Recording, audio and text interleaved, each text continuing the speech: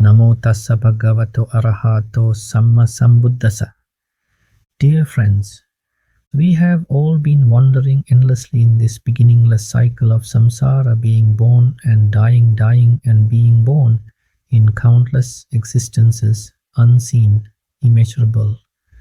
Bound to this round of samsara, we have been carried along due to the covering of ignorance and the bondage of craving. The fetter of craving cannot be abandoned as long as ignorance covers the mind. Only when ignorance is dispelled and true knowledge arises is there the possibility of being freed from the fetter of craving.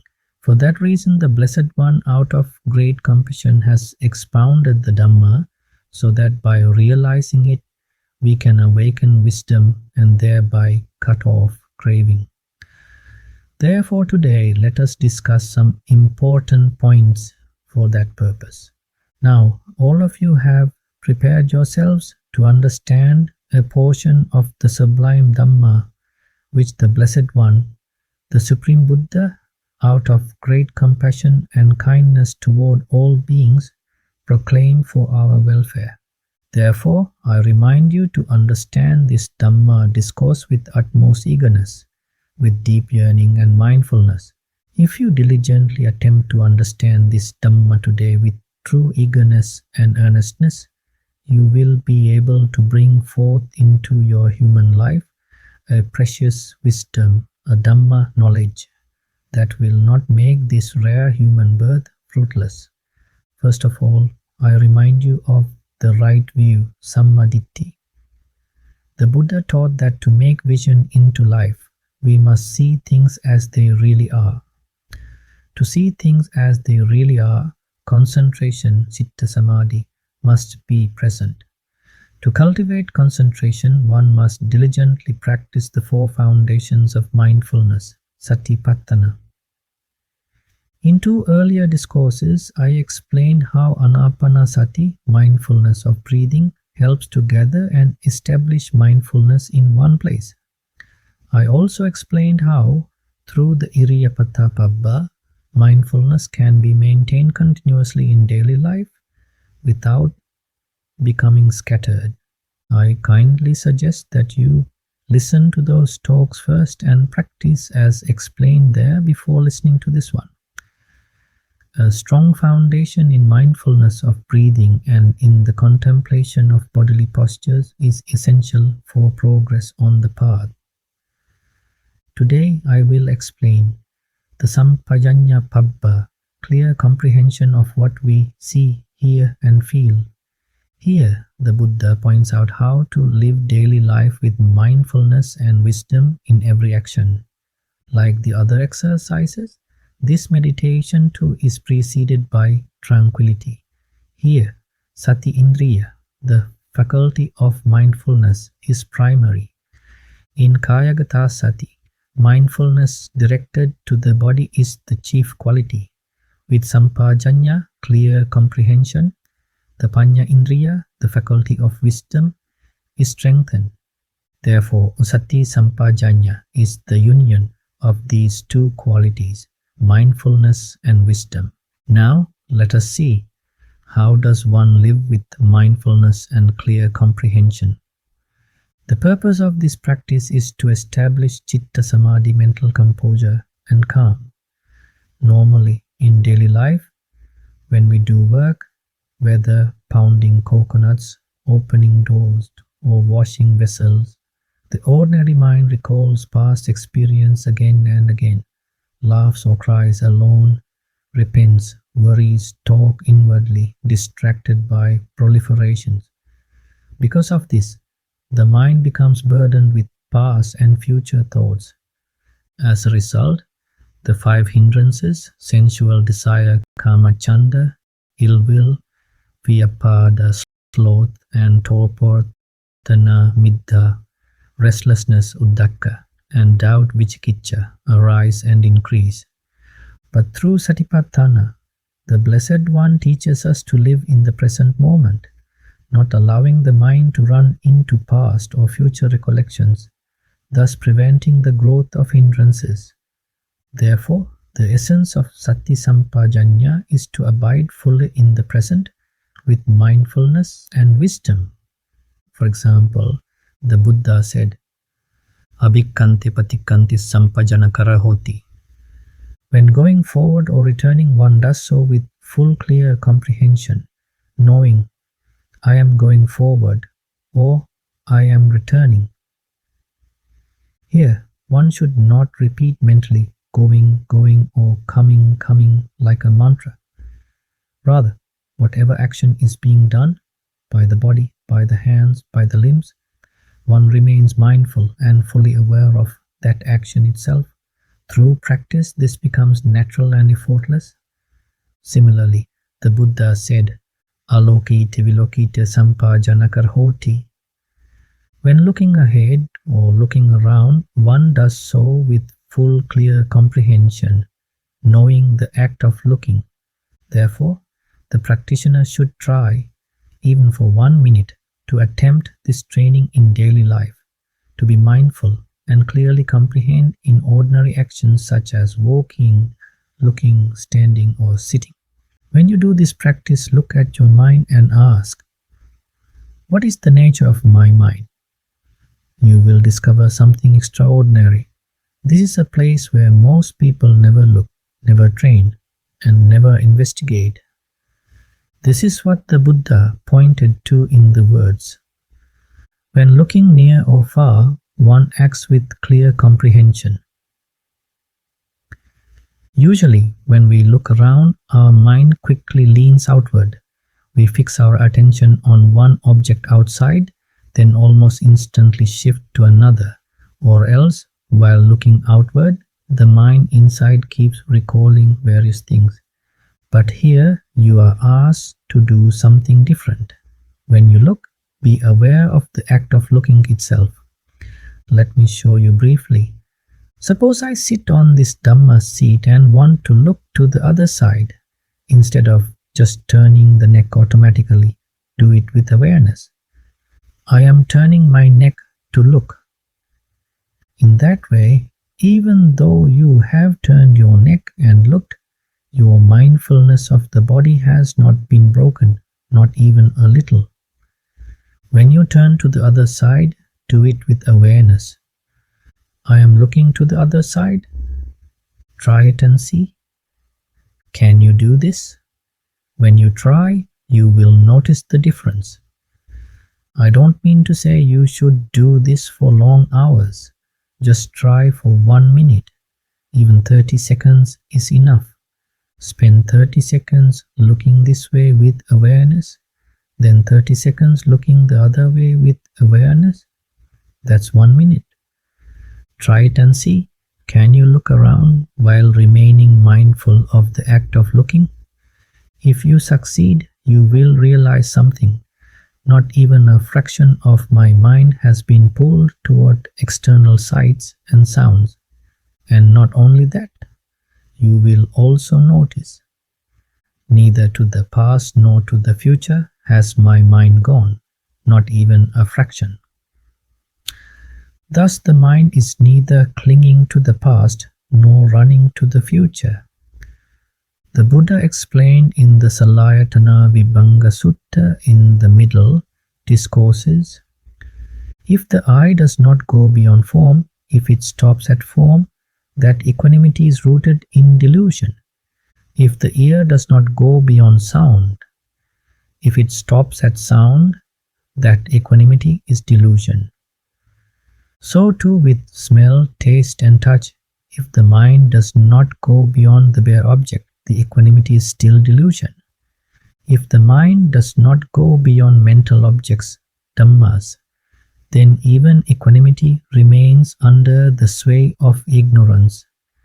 Therefore, even if we maintain a kind of equanimity toward forms, sounds, or other sense objects, as long as ignorance, avijja, underlies it, it becomes a latent tendency, anusaya. This is the deep truth the Buddha pointed out. We may not yet see it. That is why this special method is given, to help us. So, when you live with mindfulness of the body, know this.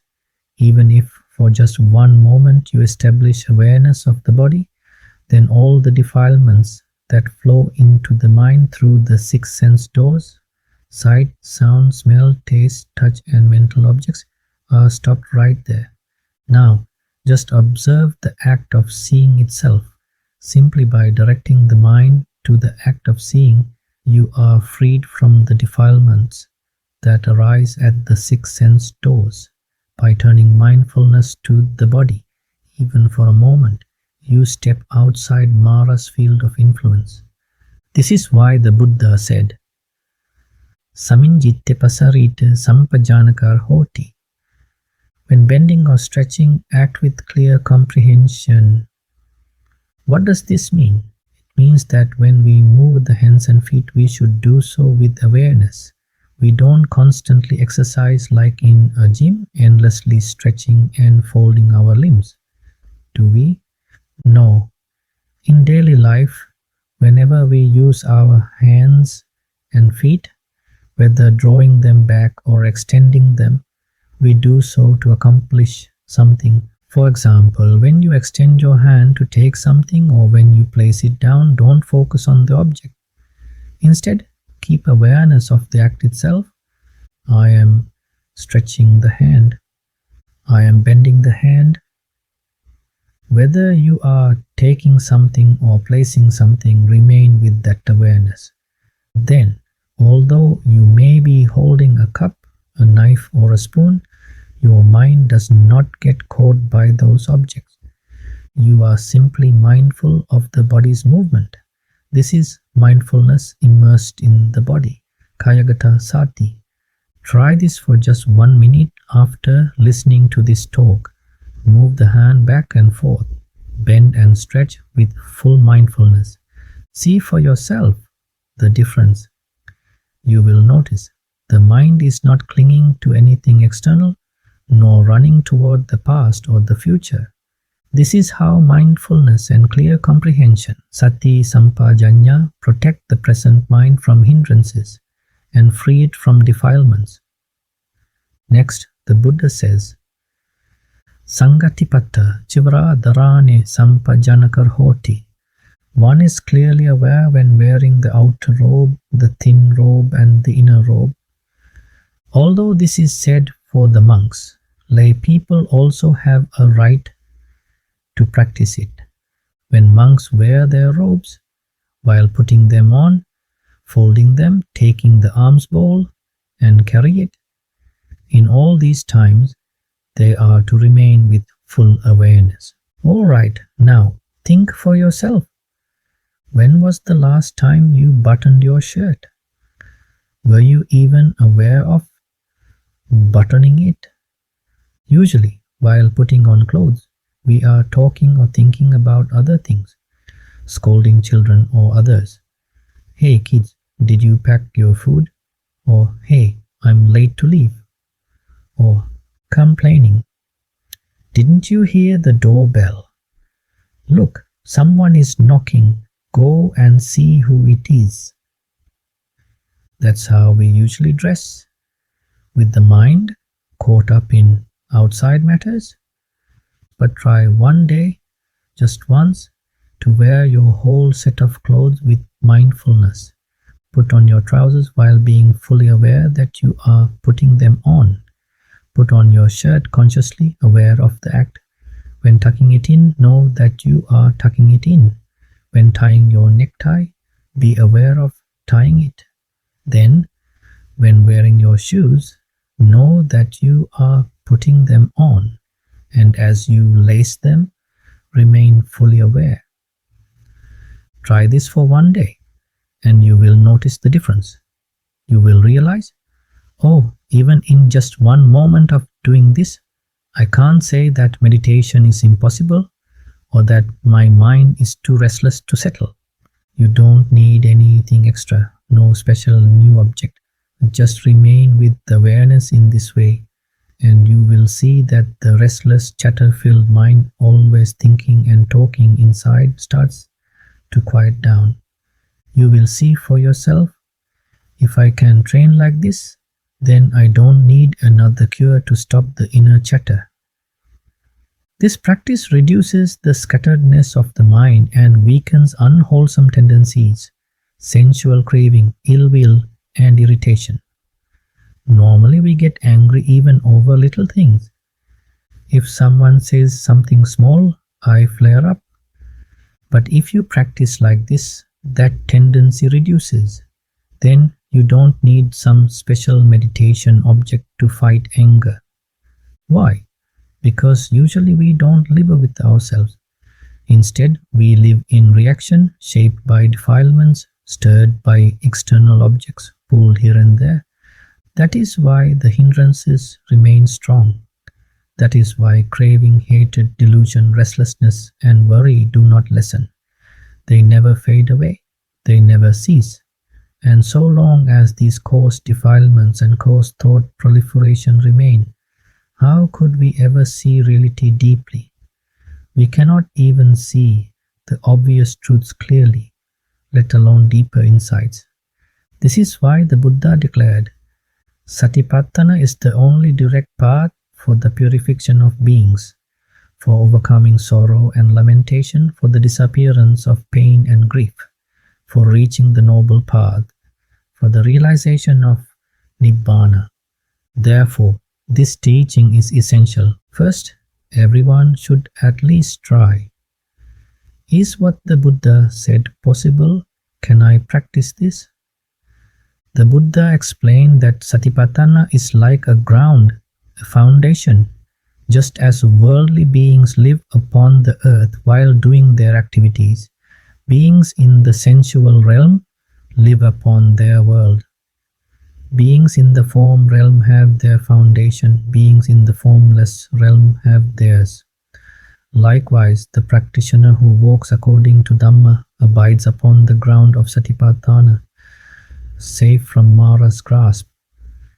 So, remember this well, Satipatthana is not just sitting in meditation for an hour, then getting up and going back to old habits. It is not like that. If mindfulness has been established through ānāpāna-sati, breath meditation, then when you rise from sitting, that mindfulness should continue into walking, standing, and every posture. When mindfulness is present in each posture, then in every action, mindfulness is present. Like water seeping through the ground, mindfulness spreads throughout all activities. There will not be even a single moment in your day when you are entirely without mindfulness, and it does not stop there. The Buddha also said, Ukarapasa vakamme sampajañña hoti. Even when relieving oneself, one is clearly aware. Even in the toilet, one should remain mindful of the act itself, not thinking about the children, the house, office, past events, or plans. Stay aware of the present act. Why? Because later, this simple mindfulness will help you cultivate the wisdom of awareness, sampajañña. Then not only will you be present without defilements, but with wisdom, you will also see the reality of phenomena as they are. For example, while urinating, if mindfulness is there, you may notice this urine is simply the apodhatu, water element, flowing, seeping, dispersing. With a little wisdom added to mindfulness, one can see its impersonal, non-self nature, anatta. Similarly, while defecating, mindfulness allows one to see the stool not as disgusting me, but simply as pathavdhatu, or earth element. But you can only see this if mindfulness is present. If, while on the toilet, you are instead recalling old conversations, or fantasizing, or worrying, or getting lost in memories, then there is no opportunity for wisdom to arise. Thus, it is only when you anchor yourself in mindfulness of the present moment, on the act you are doing, that wisdom can reveal the truth. Impermanence, anicca, unattractiveness, asubha, loathsomeness, patikubla, or non-self, anatta. Without mindfulness, there is no doorway for wisdom. Take another example. Eating food. The plate is set with rice or bread, vegetables and meat. Beautiful to see. You take a portion, put it into your mouth, chew carefully, and immediately it starts to disintegrate and mix with saliva. In reality, it is like vomit forming in the mouth. Friends, consider this. When we eat, we put just a small lump of food into the mouth. The taste that we experience, where does it arise? It arises only when the food parts touch the tongue surface. But our eyes are fixed on the dish, on the plate full of rice or bread, fish or steak, and relish. We never pause to reflect, is this taste really from the piece I swallowed? We are absorbed in the plate, not in the true nature of what is happening. Now, this taste is pleasing for a moment. But once the piece passes, the contact at the tongue ceases, and so the taste ceases. Isn't that impermanent? When the taste is gone, can we see its impermanence? If we really observe, impermanence, anicca, can be discerned right there. But usually we do not remain with the experience itself. We remain absorbed in the dish. This fish curry is delicious. This dal has a wonderful flavor. Desire, tanha, increases, not decreases. Wisdom, pañña, cannot arise because there is no clear comprehension, sampajañña. If, however, we eat with mindfulness, aware of each bite, each swallow, each taste, then we are following the Buddha's guidance. Asite te kaite saite sampajañña hoti. When eating, drinking, chewing or tasting, one acts with clear comprehension.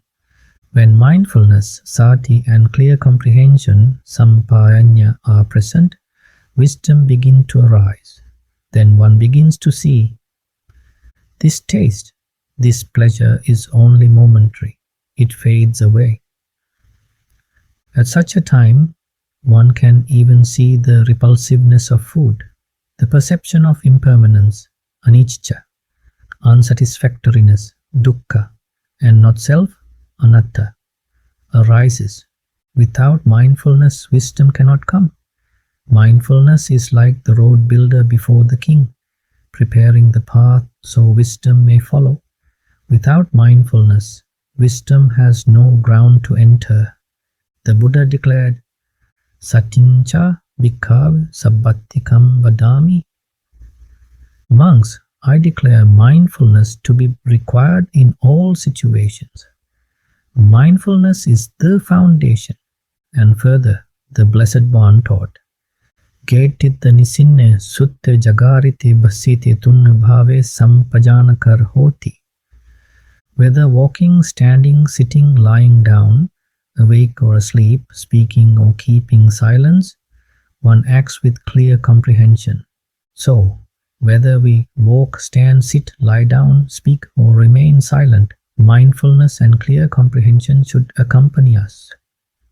Even in speech, if one speaks with awareness, knowing I am speaking now, then speech becomes restrained, respectful, not harmful, not rooted in defilement.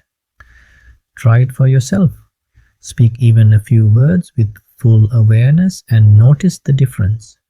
The same applies when dressing, when putting on a robe, a shirt, a frock, a pair of pants. Even in these simple acts, one can act with clear comprehension. What a difference it makes. For so long we have lived merely following sights, sounds, smells, tastes, and touches, always chasing after the past and future. But there is another ground, a way of living with mindfulness, free from Mara's hold, where wisdom arises. Therefore, effort is needed. Develop mindfulness of the body. Train yourself to be aware of all postures and activities. When mindfulness grows strong, wisdom follows. Seeing things as they really are, one becomes disenchanted, nibbida, grows weary of suffering, and is freed. At that stage, it is said, Satyaradha hoti. Mindfulness has been aroused. Mindfulness has been established. A day comes when mindfulness remains constantly present. At that level, it is called the faculty of mindfulness, sati-indriya. When mindfulness becomes stronger, it is then known as the power of mindfulness, satibala. Such mindfulness is one factor of awakening, bojjhanga. That mindfulness, which is an awakening factor, becomes your right mindfulness, samma-sati. What is required here is only to keep in mind what has been seen, ditta, heard, sutta, sensed, mutta, and cognized, viññāta. Then, naturally, when the eye meets form and form meets the eye, dependent upon that, eye consciousness arises, and through that contact, phassa, feeling, vedana, perception, sañña, and volition, cetana, arise. Through these nama dhammas, nama rupa manifest. At that point, what is truly seen is allowed only to be known by the mind consciousness, mano viññāna. It is not permitted to run after anything else. The mind consciousness is not allowed to leap outward and grasp an imagined external permanent form. There is no strain, no sign-making nimitta. One abides only within oneself, living within this very body, like a mere skeleton framework.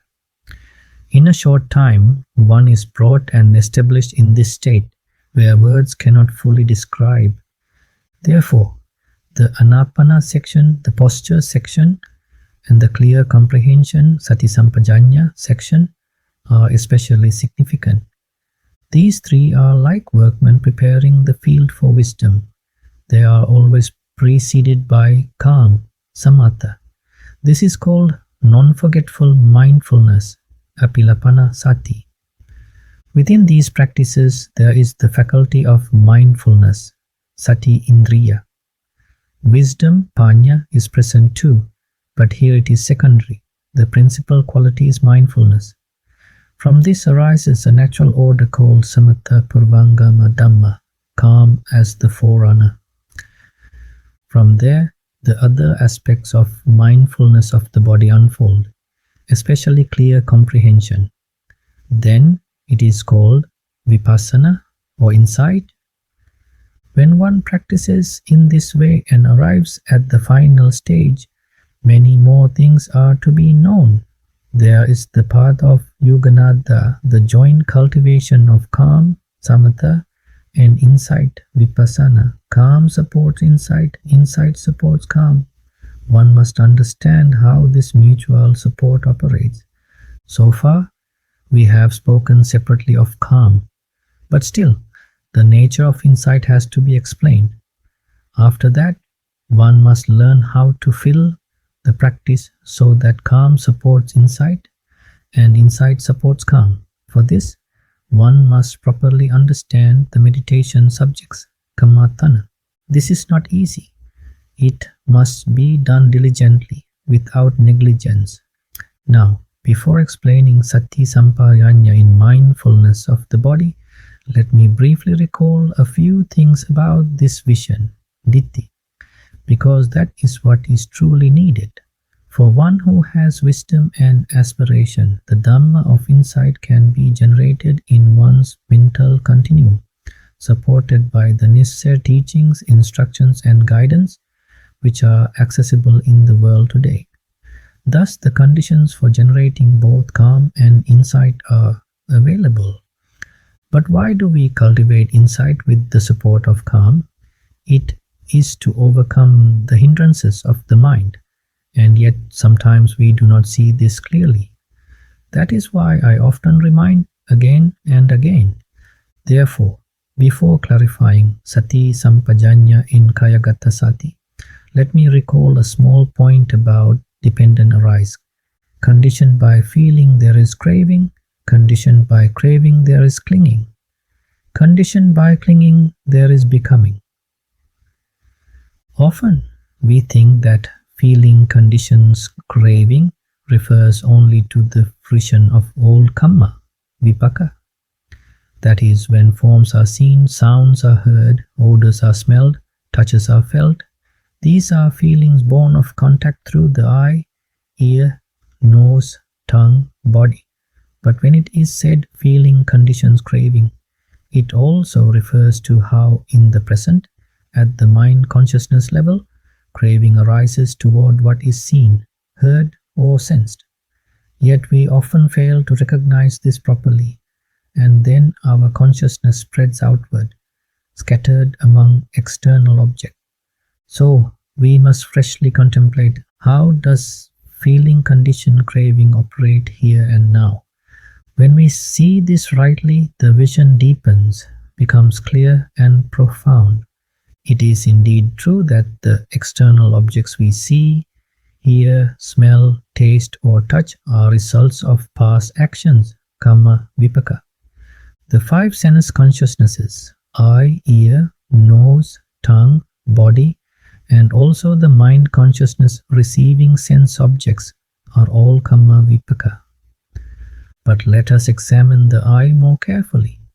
When a visible form is seen, the eye itself is conditioned by nutriment. Hence it is not self, anatta. The external form rupa is a compound of the great elements, thus also not self. When this non-self eye meets the non-self form, eye consciousness arises. From that contact, feeling, perception, and volition arise within eye consciousness. This is what we call seeing. Now friends, this seeing is not the feeling. It is the process of the form object presenting itself. At that point, there is simply form is seen. Now, within these form, rupa, there exists the quality of being inferior, hanna, or exquisite, pannata. This is not something that changes due to defilements. Rather, it is intrinsic to the nature of the element itself.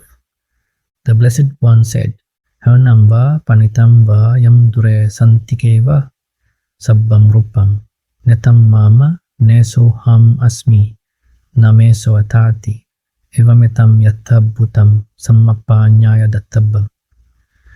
Whether inferior or exquisite, whether far or near, all forms, rupa, should be seen with right wisdom as, this is not mine, this I am not, this is not myself.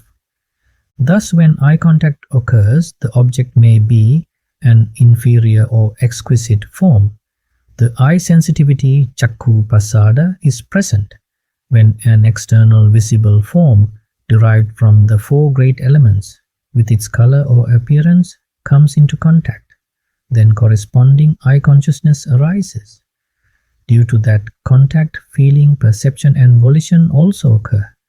But at that initial stage, the mode is still equanimous, upekka.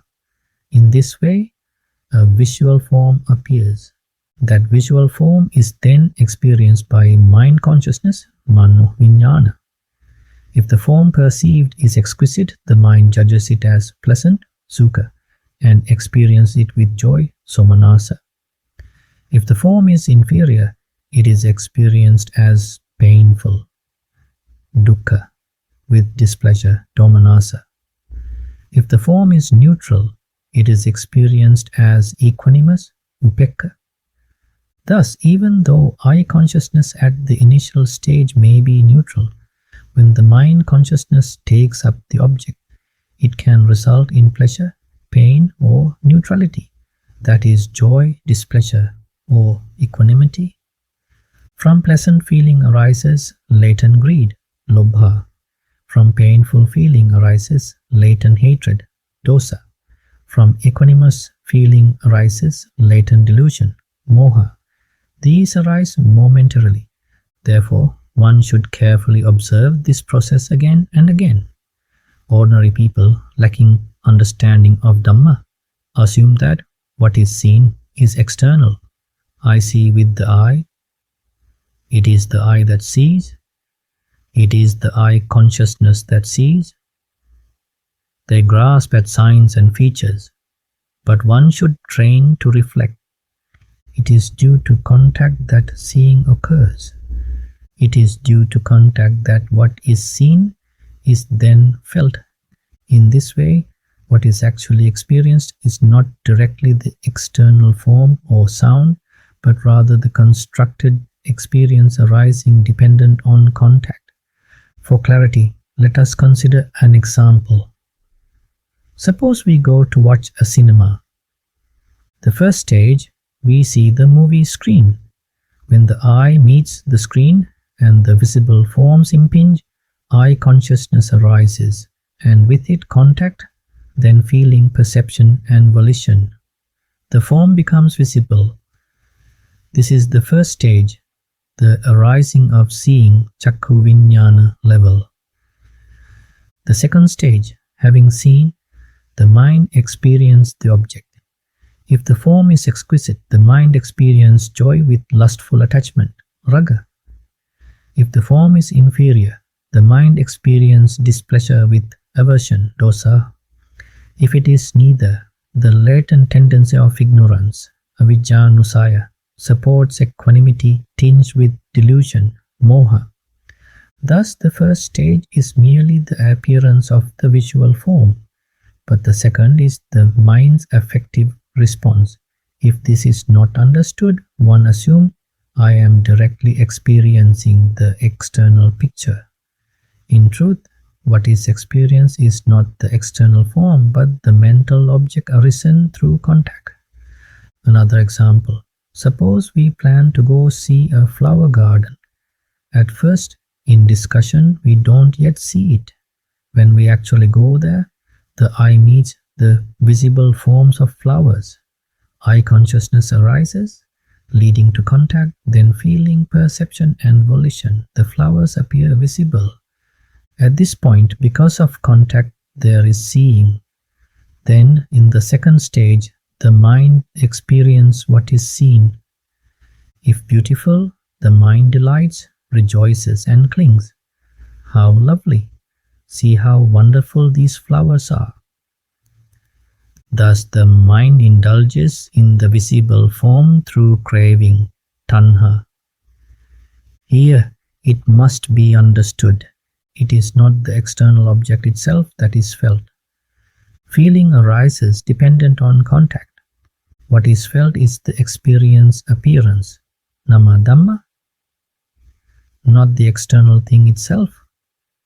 When this is not discerned, one believes I feel the external form itself, and craving immediately takes root toward the external object. But in reality, one is experiencing what arises within, dependent on contact, ignorance, and mental processes. Therefore, train gradually. To see that due to contact there is seeing. To see that due to what is seen, there is feeling. To know that when contact ceases, seeing and hearing cease accordingly. This is the way to refine wisdom in accordance with the Dhamma. Let us take a simple example. Suppose something gets stuck in your throat. What actually happens is this. There is the body, there is a tangible object, and there is bodily consciousness. Because of the contact of body, tangible object, and bodily consciousness, what we call kaya sampassa, a certain feeling arises. It is only that feeling which is experienced. So, whenever pleasant or painful feelings are experienced through contact, they arise dependent on contact. It is not the body itself that feels. At the moment of bodily contact, the mental factor of feeling becomes manifest. But now it is clear. What is experienced is only something arisen due to contact. In the same way, with eye contact or ear contact, it is through contact that perception, sañña, of forms or sounds arises clearly, while the feeling is not so obvious. What we experience is simply what has arisen through contact. Little by little, as one becomes accustomed to this, it becomes evident. Because of contact, seeing occurs. Because of contact, hearing occurs. It is that very seeing and hearing that we take up, think about, and mentally construct. When contact ceases, the experience also ceases. Thus, through ear contact, there is hearing. What is heard is experienced. When contact ceases, that hearing also ceases. In all 6 sense bases, we first tend to forget this truth, but again, we are reminded. In this way, we should train to recognize what is seen is form, what is heard is sound. Without giving rise to another sign, nimitta or secondary object, we clearly discern that due to the external and internal experience of seeing and hearing arises, we transact with that, we think and construct upon that, we experience that. And when contact ceases, all of it ceases. Step by step, train the mind to see this directly. Then, certainly within this very life, you can bring about your own peace and liberation. So, when the teaching says dependent on feeling arises craving, vedana-paccaya-tanham, keep this firmly in mind. There are external form, there are external sounds, yet we don't directly experience the external. Rather, from those external forms and sounds, there arises the experience of seeing and hearing. Once that seeing and hearing is established, it is then mentally experienced. From that experience, craving arises. Because of craving, grasping arises. And again, based on that, mental proliferations and further trains of thought follow. Therefore, it is this truth we must be mindful of. Because of contact, there is seeing and hearing. When contact ceases, those two cease. If this is not understood, then the long-established stream of defilements carries us. What is that? It is asava, the outflows. We take it as, I see external forms, I hear external sounds, and then we think again and again. This becomes our very life. This is ignorance, avidya. Thus, at the moment of seeing, we grasp form. At the moment of hearing, we grasp sound. From there, labeling this form, this sound, we fall into discrimination of valuable or worthless, pleasant or unpleasant, and thereby many fetters, samyojana of form. Then we become entangled, unable to rise above them. Therefore, always maintain mindfulness and train gradually. Recognize, seeing occurs due to the coming together of I, form, and I consciousness. This is eye contact, chakku samphasa. Because of that contact, there is seeing. If any one of these three is absent, I, form, or I consciousness, then eye contact does not arise, and thus there is no seeing. So, seeing is only while contact lasts. In the same way, sound is heard because of ear, sound, and ear consciousness, producing ear contact, sota sampasa. Because of that contact, hearing occurs. When contact ceases, hearing ceases. Do not let the mind grasp at sound, thinking, what a beautiful sound, or holding on to a mental image of sound.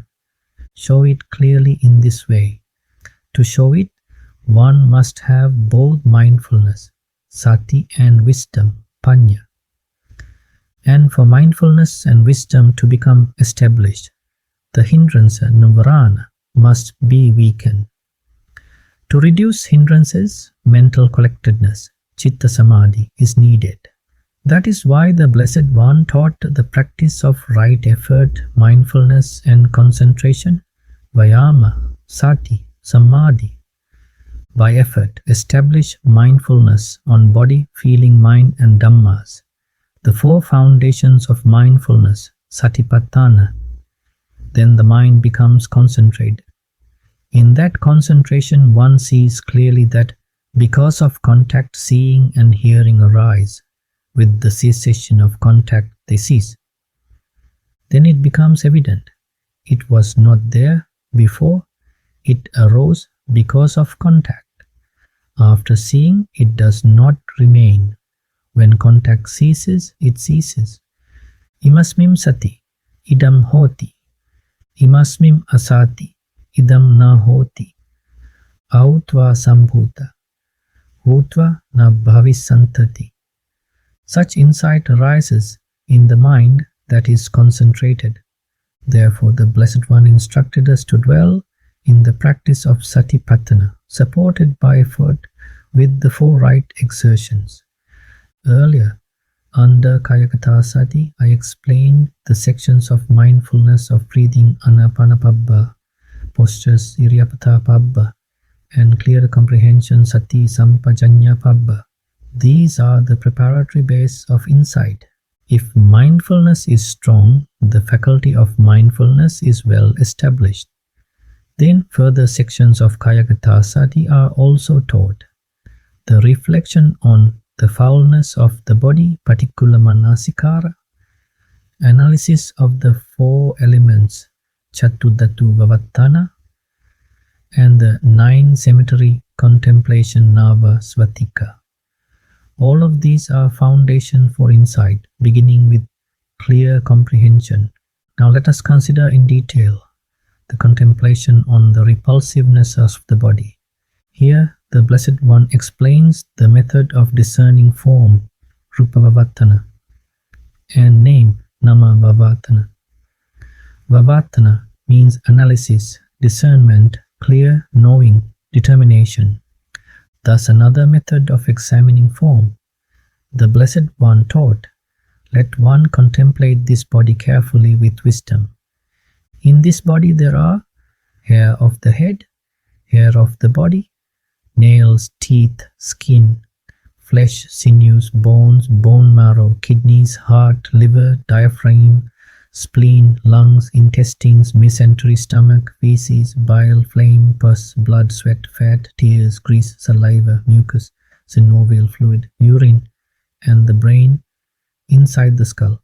From this, signs of repulsiveness are obtained. These 32 parts are to be discerned. Although in terms of elements the body is analyzed as 42 aspects, as meditation signs there are 32.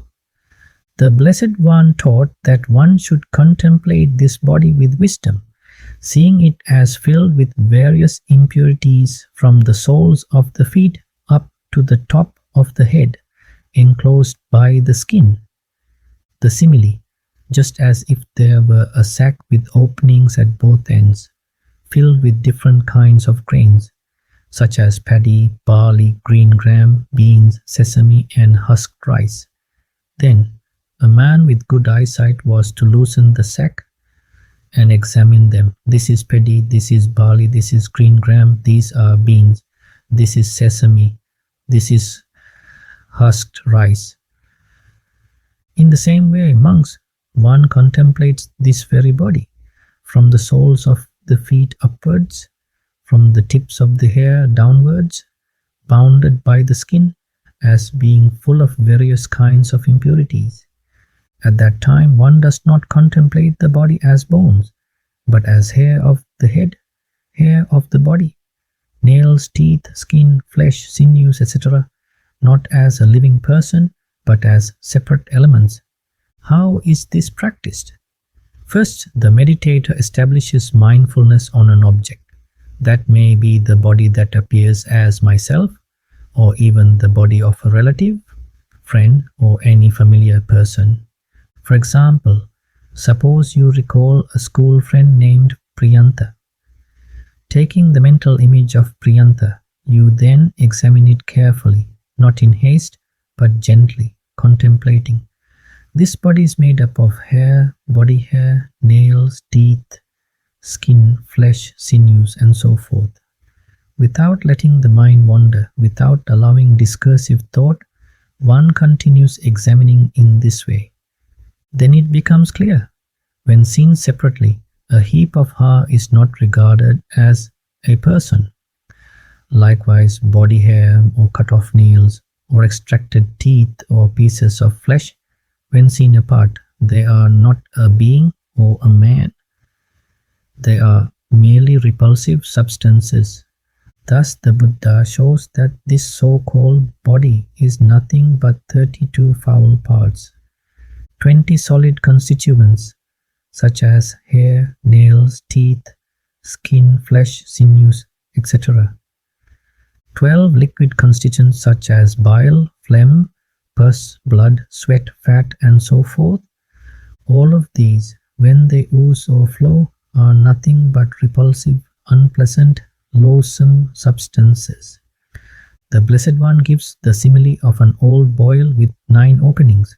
Whichever way it discharges, it oozes only foulness, only repulsiveness. Similarly, from this body with its 9 orifices, whatever comes out is impure and offensive. So, when we say friend or person, what truly exists is only this collection of 32 repulsive parts, subject to decay and discharge. Thus, the meditator reflects, this is not a single unified being, it is only an assemblage of many impure, insubstantial, unattractive elements. This reflection develops the perception of foulness and breaks the notion of a self or a person. It is through such wise consideration that clear comprehension, sampajañña, arises. This is what is meant by wisdom here. Alongside this, another meditation subject is taken up, namely the contemplation of the 4 elements, chatuddhatuva-vatana. One reflects on this body as merely the great elements, earth, water, fire, and air. These 2 belongs to the section of clear comprehension. It serves as a preliminary condition for Vipassana, supporting the discernment of form and its true nature. At that point, the Buddha said, one should contemplate thus. This body exists as it actually is, and is established as it is, in terms of the elements. This means that one does not contemplate the body as, this is me, this is a person, or this is a sentient being, as we ordinarily perceive or designate it. Rather, one contemplates it exactly as it is, simply existing in the form of the elements. One contemplates this body as it is established in the elements. In this body, there are the earth element, water element, fire element, and air element. Similarly, monks, one reflects whether the body is placed in any particular way, it is to be understood according to the elements. The earth element represents solidity. The water element represents cohesion and fluidity. The fire element represents heat. And the air element represents motion or expansion. These are the actual constituents of the body. How is this practiced? The Buddha gives a simile. Suppose a person or an animal is to be killed for meat. The body is cut into pieces and arranged at 4 corners for sale. Even though there is a sign that this is a cow to be slaughtered, a passerby would not perceive the cow itself. They would only see the meat, bones, fat, sinews, and other parts. In the same way, when one begins the meditation, even though the body may appear as myself, a friend, a relative, or another person, upon careful observation, the notion of a person disappears. What remains is only the perception of the 4 great elements, earth, water, fire, and air. Only the elemental nature is observed, not a personal or sentient being. This is done in accordance with the instructions on satipatthana given by the Buddha. The meditator mentally takes hold of the body, whether their own friends or relatives, without attachment, examining its constituents with attention and clarity. For example, one observes the solidity, earth element, in hair, nails, teeth, skin, flesh, and sinews. Just as the hardness of a tree trunk, stones, or soil is not a person or living being, so too the hardness of these body parts is not mine or self. It is merely the earth element. Next, one contemplates the water element. The fluids of the body, bile, phlegm, pus, blood, sweat, fat, and other liquids. Their flowing, discharging, and cohesive nature is akin to water in rivers, ponds, or pools. These are not a person or a living being. They are simply the water element in the body. Next, one contemplates the fire element, the body's heat, digestion, warmth, metabolic heat. Just as external heat in fire or sunlight is not a person, so too bodily heat is not me or mine. It is only the fire element. Next, one contemplates the air element, bodily motion such as respiration, the movement of excrement and urine, wind in the intestines, and other motions. Just as the wind outside is not a person, so too the air element in the body is not me or mine. In this way, the meditator establishes a clear perception that the body is composed entirely of the four great elements: earth, water, fire, and air. The meditator then reflects the body that arose from the food I eat, my own body or a friend's, is composed of the same elements, and each element corresponds in nature to its external counterpart. The solidity of hair, nails, teeth, skin, flesh, sinews is like the solidity of stones or wood. The fluidity of body fluids is like water outside. The heat of the body is like external fire. The motion is like external wind. One clearly understands the body that arises from food is not a living being, not a person, not a self. It is merely a combination of the elements. This insight destroys the habitual perception of self, breaking the illusion that the body is me or mine. The Buddha explains that without this understanding, one continually imagines this is a person, this is a friend, this is a relative, and acts accordingly, attributing deeds, speech, and thoughts to that imagined person. This is the root of suffering. Therefore, by seeing the body as it truly is, simply as earth, water, fire, and air, one develops wisdom, cultivating insight and diminishing the tendency to cling to a self. Gradually, habitual misperception ceases, and mindfulness matures. When one remembers a person based on actions done in the past, or contemplates them as someone to be regarded in the present or future, one tends to imagine that person as this is indeed an individual. But when one reflects properly, one does not think about that person in detail as this is me or this is a being.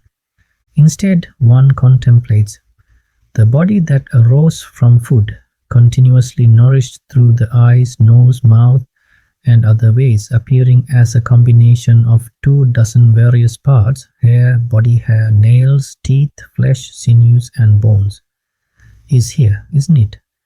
One recognizes these as mere corporeal parts, devoid of the perception of an individual or sentient being. The fluids of the body, bile, phlegm, pus, blood, fat, and other liquids are also present. When one habitually thinks, I am a person or I am an individual, these are in the body. But in reality, they are just portions of the physical body formed from food and are nothing more than the earth element and water element. Just as it would be wrong to say a stone, clay, or wooden piece is a friend, in the same way, it is mistaken to call the body formed from food my friend or a person. One must gradually train the mind to think in this way. Even if one contemplates the body as my friend, just as the external water in a pond, reservoir, or well is not a living being or a person, so too the body's fluids, blood, pus, and other flowing substances are not a living being or person. One gradually becomes accustomed to thinking of the body in terms of elements or as impure matter. This is the purpose of these instructions. to train the mind so that it no longer clings to the notion of individuality. When one encounters anything that might evoke personal attachment, one does not give it any foothold. One cannot allow the mind to dwell on individuality. By learning in this way, through progressive insight, one gradually develops clarity, discernment, and dispassion. One must gradually cease habitual identification with individuality. This cannot be achieved by merely willing it. Hence, a systematic method is required. That method is the meditation on the body through the elements, kāyagata-sati. One reflects on the body internally or externally. One dwells contemplating the body internally, or one dwells contemplating the body externally.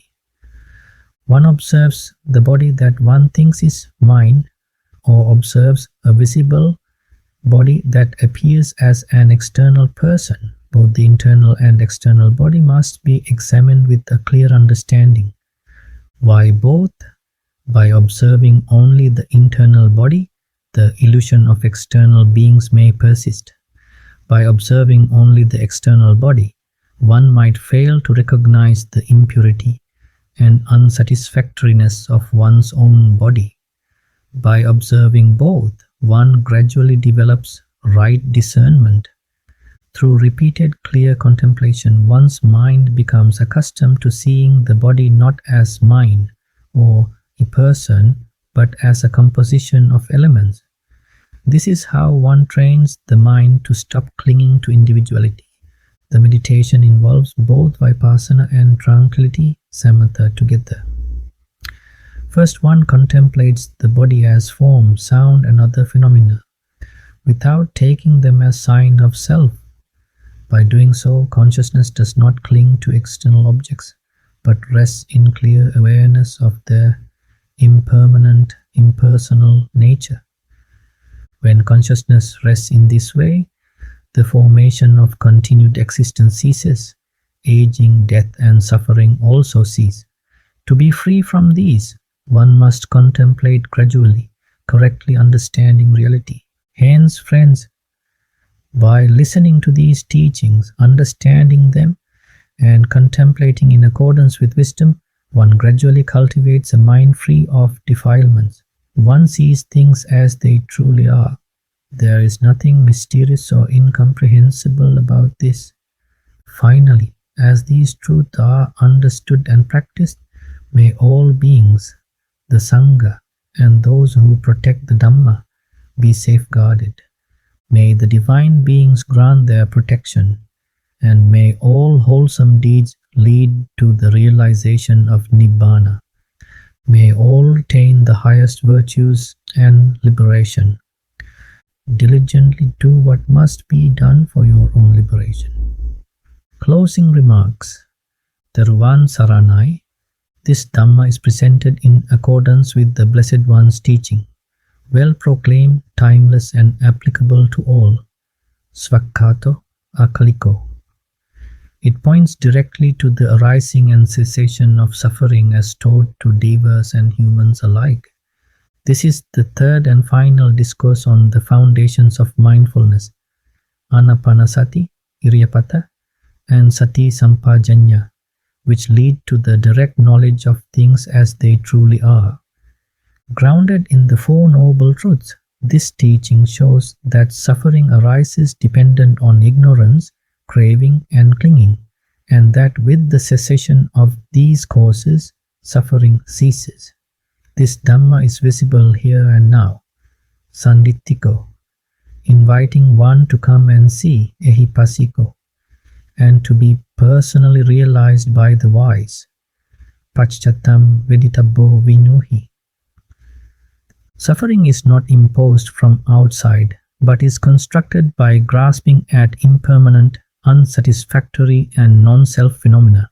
When this is clearly known, attachment fades, ceases, and liberation is realized.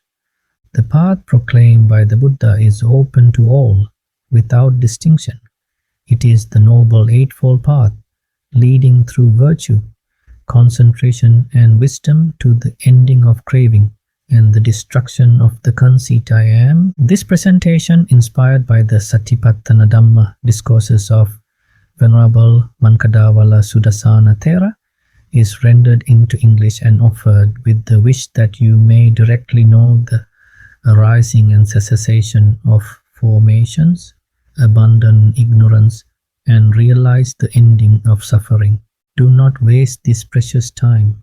Life is valuable but fleeting, and every moment is an opportunity to step from darkness into light through the Buddha's path. As the Blessed One said, do not delay in heedlessness or waste this precious time. Life is unsure and fleeting. Death is sure and inescapable. Dhammapada. Therefore break free from samsara by breaking the chain of becoming.